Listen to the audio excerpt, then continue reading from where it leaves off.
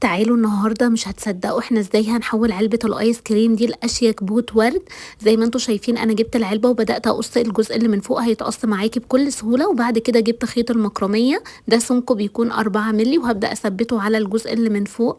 هنخلص اول خطوة وبعد كده بقى هنكرر صف ورا صف، وبعد كده هخلص الجزئية اللي بخيط المكرمية. انا بحب اعملها مقلمة، يعني بحب اعمل جزء بخيط المكرمية الاوف وايت وبحب اكمل الباقي بخيط الخيش، شكلها بيبقى حلو قوي. وطبعا كلنا عارفين ان الديكورات البوهو طالعه ترندي جدا.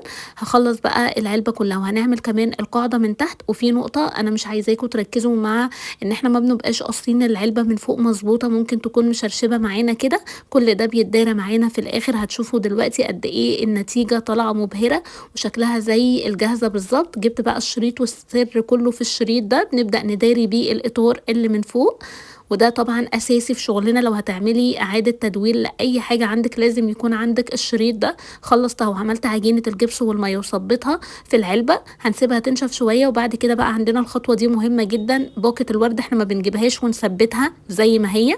انا قصيتها بالقصافة وبعد كده هبدأ اعمل لها تنسيق كده داخل البوت. عايزة اقول لكم طريقة سهلة وبسيطة جدا والنتيجة بتاعتها مبهرة، بتتباع غالية. لا انت تقدري تعمليها بنفسك. ما تنسوش تكتبوا لي رأيكم، وطبعا لو هتطبقيها ما تنسيش تبعتيلي التطبيقات بتاعتك. من اكتر الاسئله اللي بتجيلي ازاي بنثبت الشجر بالزلط في البوت.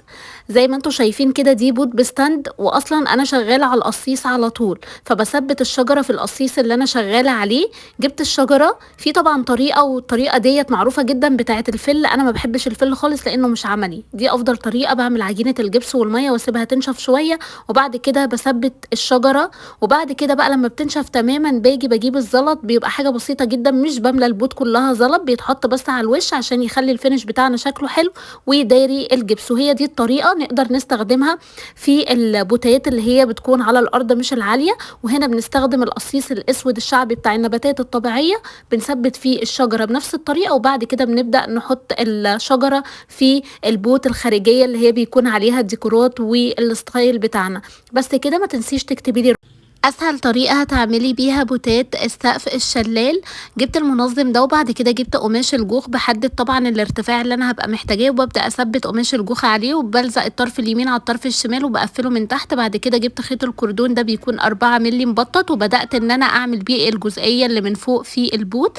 هنمشي صف ورا صف، ولازم طبعا نكون كل خطوه ماشيينها بنحط فيها شمع، علشان طبعا احنا دلوقتي بنشتغل على قماش الجوخ مش بنشتغل على المنظم نفسه. خلصت الجزئيه دي بخيط الكردون وبعد كده كملت بخيط الخيش ده بيكون سمكه 4 مللي.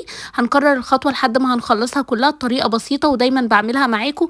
انا رجعت صورتها تاني عشان الطلب مني كتير ان انا اعمل لكم البوت اللي بتتعلق. الطريقه بتاعتها سهله، ما فيهاش اي حاجه خالص. خلصت طبعا الجزء اللي من فوق وبنمشي بالتسلسل لحد ما وصلت لحد القاعده، وطبعا بنفس الطريقه. ولازم طبعا كل خطوه ماشيينها نكون بنحط شمع. هنا بقى جينا للخطوه المنتظره وبتطلع معايا بكل سهوله. قماش الجوخ بيخلي المنظم ما يلزقش ولا اي حاجه خالص. بدات اقص الزوايد بتاعه القماش، وبعد كده بقى هنجيب قطعه من قماش الجوخ وهنعمل القاعده من جوه عشان الفينش طبعا بتاع شغلنا يبقى زي الجاهز بالظبط. وثبتها بالشكل ده. بعد كده بقى دي الخطوه اللي دايما بتسالوني عليها، جبت قطعتين من خيط الكردون وعملتها زي اكس. وهي دي الطريقه، مفيش اسهل ولا ابسط منها، اي حد يقدر يعملها بنفسه. وبعد كده بقى احط فيها الشلال. ما تنسيش تكتبي لي رايك. طيب احنا دلوقتي عملنا الزرع الشلال في القصيص. ازاي بقى نشتغل على القصيص؟ بنات كتير بعتولي احنا ما بنشتغلش على القصيص، احنا بقى معانا كده القصيص بالزرع الشلال جاهز. نقدر بقى نجيب البوتات دي انا اشتغلتها معاكم في الفيديوهات اللي قبل ده، هتلاقوا شكل البوت دي اشتغلتها معاكم. نقدر ان احنا نحط فيها الشلال. دي كده بتكون بوت على الرف او على الترابيزه، شكلها بيبقى حلو قوي. ونقدر ان احنا كمان نشيل بقى القصيص ونحطه في البوت اللي بتتعلق دي، وبرضو اشتغلتها معاكم في فيديو قبل كده. وبكده الشلال بيكون متنقل، نقدر ننقله من البوت دي